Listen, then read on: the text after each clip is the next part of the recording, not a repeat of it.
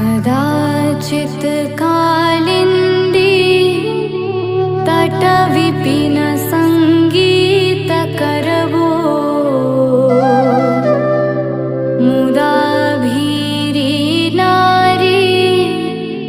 वदन कमला स्वाद मधुपा रमा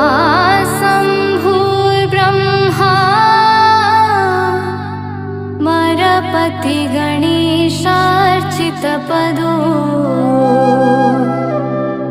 जगन्नाथ स्वामी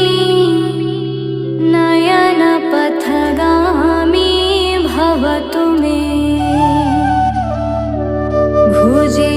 सबे वेणु शिरसि शिखि पीच्छं कटितटे